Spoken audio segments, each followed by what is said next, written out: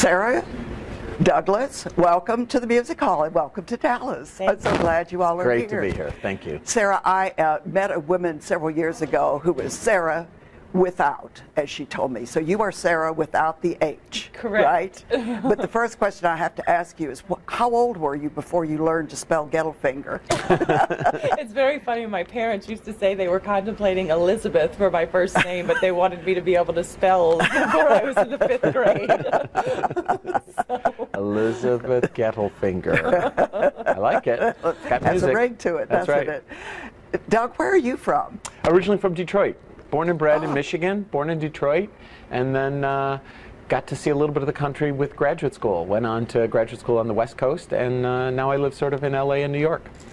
Well, both of you, your credits in the playbill are just so long. There's no personal information about you at all, so I'm curious. We were sent here by another race down to this planet just to be performers. We have no history.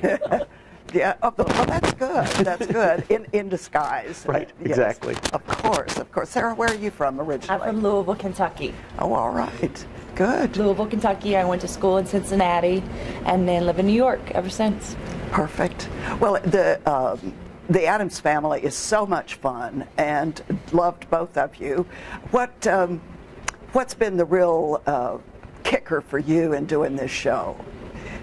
I think for me, it's shocking always how deep into the American psyche this family has become, particularly these two characters.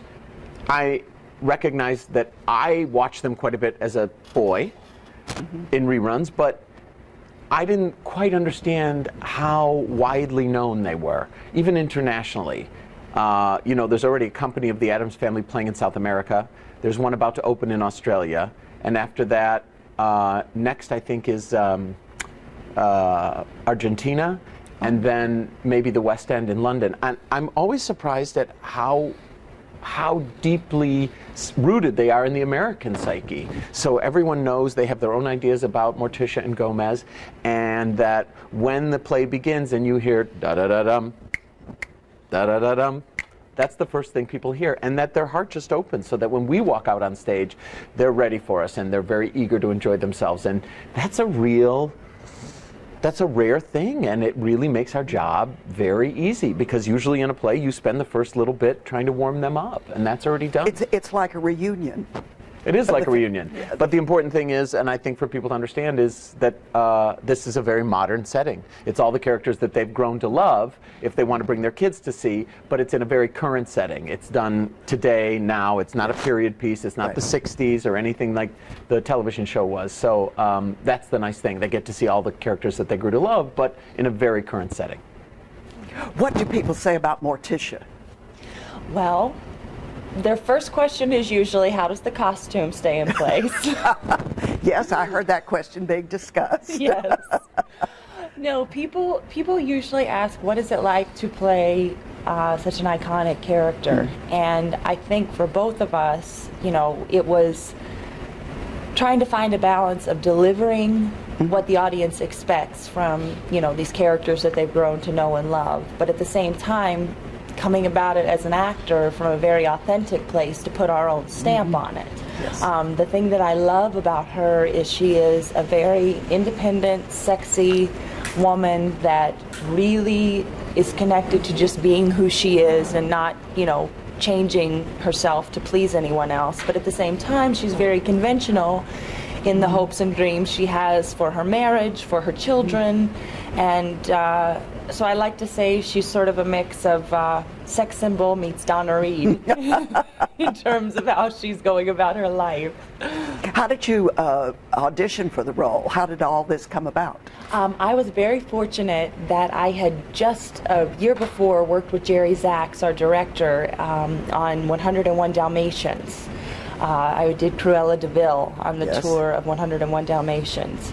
And it was just one of those wonderful circumstances where, you know, you sort of already had a relationship with the creative team, and when I received the phone call saying, you know, would I be interested in doing this, I got to go see the show, and we had a conversation, and it worked out. I'm very lucky.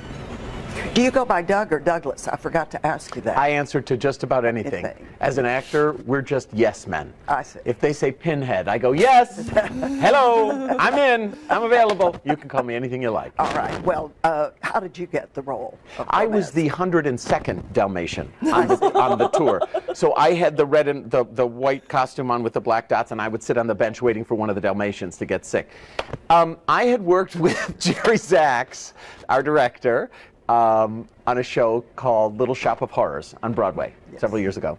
And I had worked with the producer in another show, so I knew them as well, and they gave me a call, and we talked about it, and I thought, oh, that sounds interesting, really? Nathan Lane Douglas Sills, because Nathan had done it on Broadway. Yes. And once they explained it to me, I was sort of in. That's how it went. When did you start your tour? We started last September. Oh, okay. Yeah, 2011. So we've been a little over a year. My goodness. Yeah, we've had a break, and it's been really lovely. And this is our last probably 12 weeks of the show, and we're really happy in Dallas. We get to be here for 3 weeks, which is a luxury for us. So we're really going to enjoy the city and enjoy getting the sense of the place. Well, we're delighted that you're here, and the show seems so fresh and fun, and you both are just a delight to watch and to clap for, and thank you for joining us. Our pleasure. Keep in mind, having us. if you come to see the show, you get into the State Fair for free.